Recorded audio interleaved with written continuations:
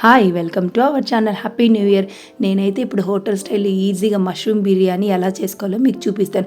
మా పిల్లలైతే అది మష్రూమ్ బిర్యానీ అనే కనుక్కోలేకపోయారు. ఇంకా వాళ్ళ ఫ్రెండ్స్తో షేర్ చేసుకుంటే వాళ్ళు కూడా తిని చాలా టేస్టీగా ఎమ్మీగా ఉంది మష్రూమ్ బిర్యానీ, చాలా బాగా చేశారు మీ మదర్ అని చెప్పారంట.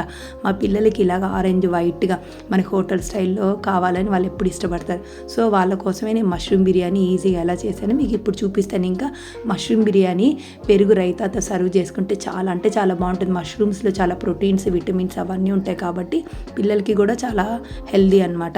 చూడండి, ముందుగా దానికి ఏం కావాలి, ఆనియన్స్, టమాటోస్, పచ్చిమిర్చీస్, ఇంకా జీడిపప్పు, ఒక లెమన్ అవన్నీ కావాలి. ఫస్ట్ మనం బాస్మతి రైస్ని బాయిల్ చేసుకోవాలంటే వాటర్ బాయిల్ అవుతున్నప్పుడు చూడండి దాంట్లో పట్టా, లవంగా, జీరా అవన్నీ వేసుకోవాలి. ఇంకోటి మష్రూమ్స్ అనేది క్లీన్ చేసి పక్కన పెట్టుకోవాలి. ఇలా వాటర్ బాయిల్ అవుతున్నప్పుడు బాస్మతి రైస్ అనేది వేసేసుకుని అది 50% అంటే 50 to 70% మనకి బాస్మతి రైస్ అనేది కుక్ అయిపోవాలి. ఆ కుక్ అయిన బాస్మతి రైస్ మనం ఇంకా పక్కన పెట్టుకోవాలి.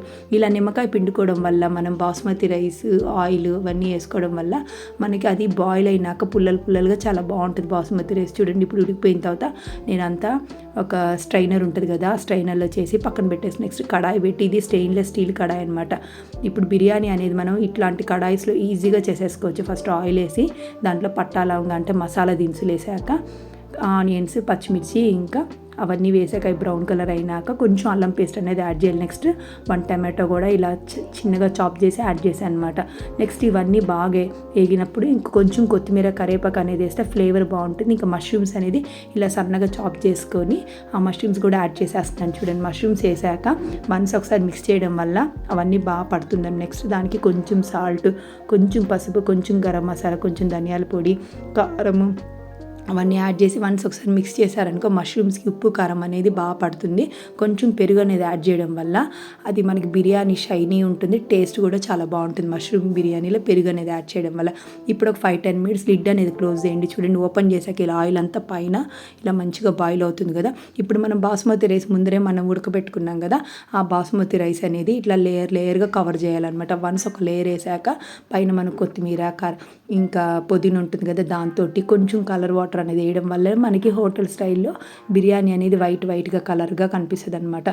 నిమ్మకాయ కొంచెం పిండి, నెయ్యి అనేది వేయడం వల్ల బిర్యానీ తినేటప్పుడు కొంచెం స్పైసీగా ఉన్న పిల్లలకి టేస్ట్గా బాగుంటుంది అనమాట. చూడండి, ఇలా కలర్ వాటర్ అంతా వేసి పైనంతా లాస్ట్ ఇంకా కొత్తిమీర ఇంకా పుదీనాతో గార్నిష్ చేసుకోవాలి. వన్స్ లెమన్ కూడా పిండేసి ఇంకా మూత క్లోజ్ చేసేసేయండి.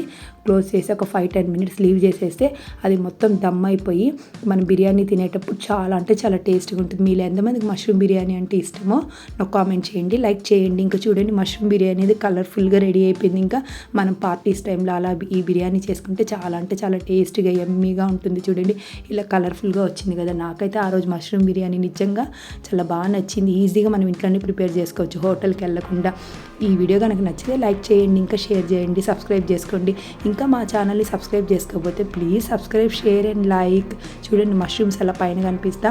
ఇంకా ఈ పెరుగు రైతాతో సర్వ్ చేసుకుంటే మష్రూమ్ బిర్యానీ అనేది చాలా ఎమ్మీగా చాలా బాగుంది.